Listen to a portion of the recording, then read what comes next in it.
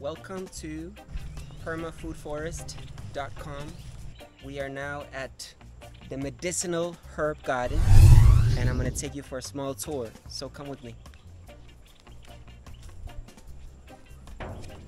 This is the entrance. Let's close the door. So this place was bought by Germans 15 years ago. It used to be a big forest. Everything used to be forested. And they cut down to create space for cultivation. They used some of the materials to build the structures.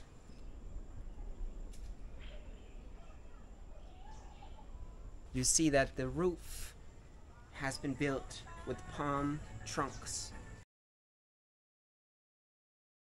It's also nice the way they made the garden beds from the old forest that they cut down. Rather than just burning it, they made the edges of the garden beds. This is the medicinal garden. Yeah. This plant is called Artemisia. I'm told that it's good against malaria. We also have lemongrass.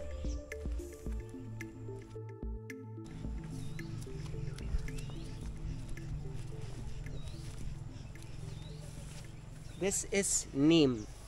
This is the world's most famous toothbrush. Although in the West we don't know it as much.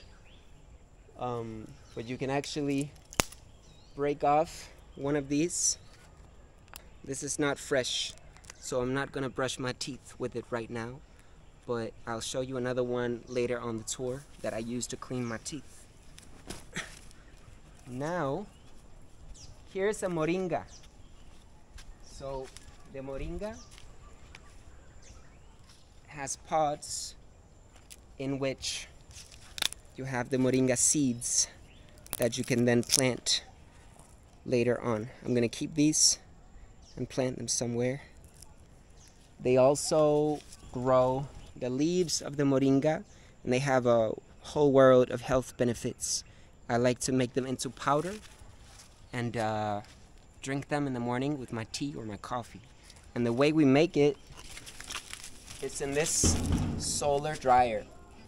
So the way it works, once you have the leaves, you put them in, you close this thing, leave it for 3 days, and after 3 days, the leaves are dry, and you can then crush the leaves, and the product is then harvested and end up in the pharmacy.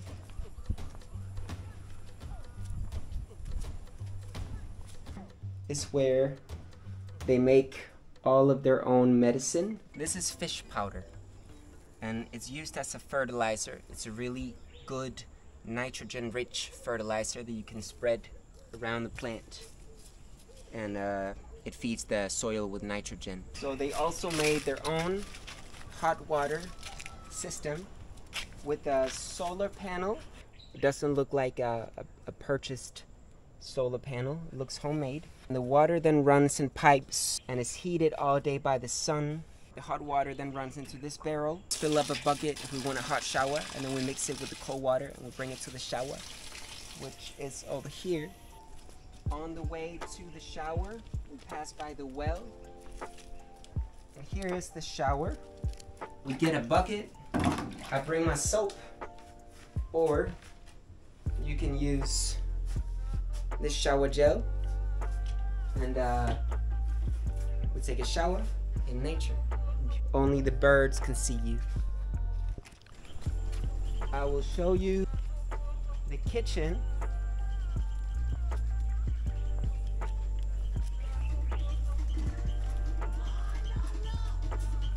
This is where we do our cooking.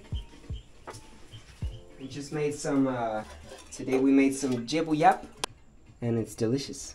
Jebuyap means rice with meat. Yap is meat, and jib is rice. Here we make a a small compost of old food scraps that we just we just chuck down there and let it decompose. I'm going to show you another compost that's a bit more interesting.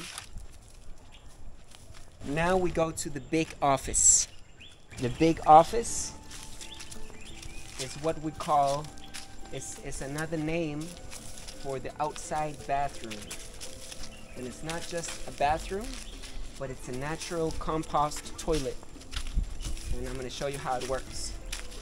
We have some steps that lead up to the compost toilet.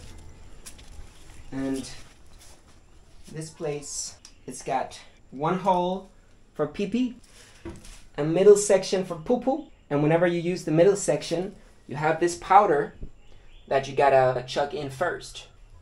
And the last hole is for washing. You don't want to mix the three, because at the end of it, the poo-poo, I think the fumes of the poo-poo will be let out through this pipe. And they use one section here.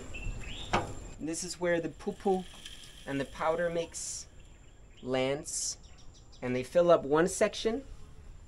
And once they've filled one section, they then use the other section, which I won't open because I don't know if there's poo-poo in there. But the final result is when it comes out. I think they let it rest for a year, and then it ends up as human manure, which has no smell. It's just compost that you can spread around the trees, like this avocado tree. You can just spread it and cover it with mulch. And so everything goes back in nature as a cycle. Nothing is wasted. Oh, and I want to show you the way they built. They build the compost toilet with this material, which used to be gin bottles, and they glue or tape them together, and they just use them instead of bricks. Here we have a coconut nursery. These are all coconuts. This is an aloe vera nursery. And aloe vera is great if you have cuts. If you cut yourself, you quickly put it on. It's medicine. Everything here is medicine.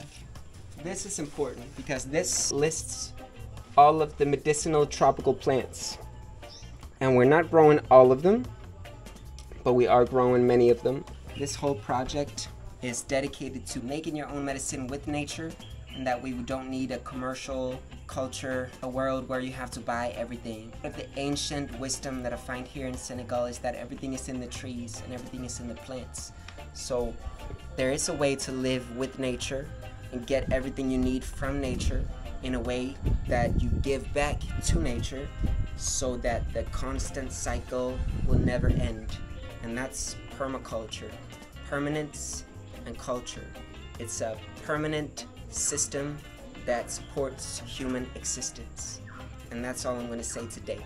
So I'll see you in the Capajo permafoodforest.com.